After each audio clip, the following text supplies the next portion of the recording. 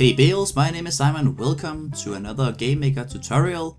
Today I'm going to talk about short circuiting, which is something that has been introduced for a while back in GameMaker Studio and is a very welcoming feature, but I don't think that enough people know about it and how to use it.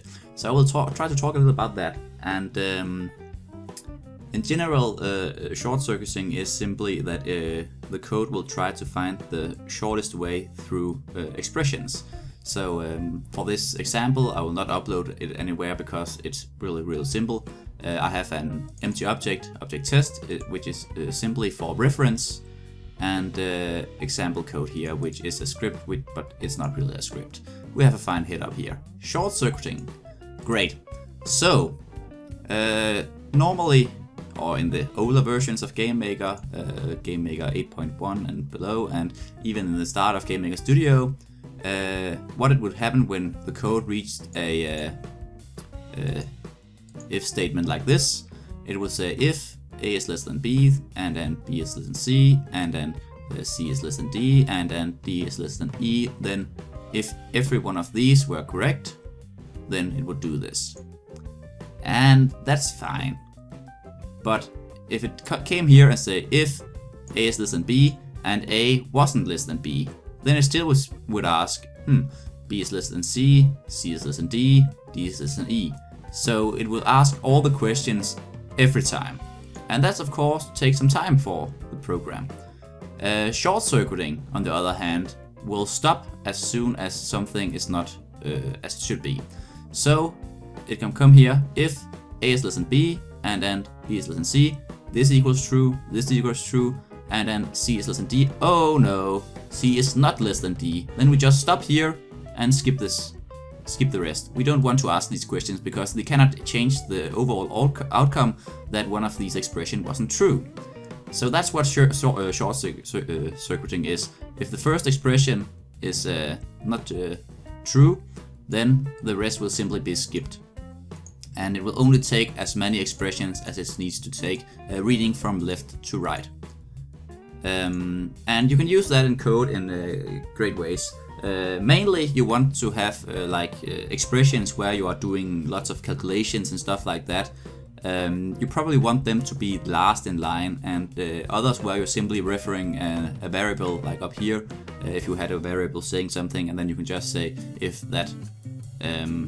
For example, in a platformer, if you have the in-air variable, as I often use in my platformer examples, if you simply reference that, then you can just use that in one of the first lines, because since they are only taking the ones until there's something that is not true, having the lightest things in the start is the best idea. But it can be used for other things. If we go down here, we have something more usable example.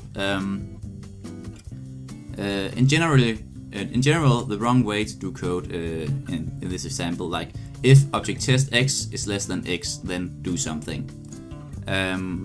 This will, if there is not existing an object test, then it will throw an error, and we don't want that. So this is a generally wrong way to do the thing. We always want to ask if the instance exists first, unless we are of course absolutely sure there will always be an object test. But we rarely are. So in GameMaker 8.1 and before, and in the start of Studio for that matter, the right way to do this would be like if instance exists, object test, then in the next one we could say if object test x is less than x, then do something. So we would have a nested if statement. The wrong way would be doing this: if instance exists, object test, and object test x is less than x, then do something, because even if this turned false, it will still run this code, and that will throw an error because there was no object test. So you couldn't do that before, but now you can do that in GameMaker Studio, because it will stop if there is no instance. So it will ask if instance exists, object test. If it does not exist, if this returns false, the object does not exist, the instance does not exist, then we will stop right here and skip the rest, meaning this will not throw an error. But if this does exist, then it will ask the next question, and if that's true, then it will do the thing. So it's a little, it's not that hard to grasp, I think. It's pretty simple actually, but it's something you need to think about, of course, while you're programming, and you're not. It's something you can skip and you can forget it and stuff like that. But it's a really nice little tip to use, because it really works wonders and can make a lot of code a lot more compact. You can see here only one line here to ask this instead of having the nested. And nesting is fine, but it can be very chaotic, because if you have like a lot of nested stuff, you will have a lot of these end caps here, and then if you want to throw in an else somewhere, you have to count where it is. And of course you can do this now with where it will mark it, but still it's nice to just being able to visually see what everything is. So also if you, for example, send your code to someone else to look it through, ask a question on the Novice forums, Q&A forums on GMC, then you can still ask and you can show the code, and people can be more quickly to help, because they can see what happens in the code more easily, and that's always great. And some people, I do it, like if I read a question and it just looks too complex and I don't really want to spend a half an hour to try to understand the code, then I just unless I do really have a good time and I'm in a great mood, then I just click the back button and find another post to help. So code should be very readable for others, unless also just for yourself. But yeah, that's in general what short circuiting is. So that'll be all for now. Feel free to like, dislike, or leave a comment. Any form of feedback is always very much appreciated. Also do consider subscribing to Bless Gaming to be the first to watch new videos.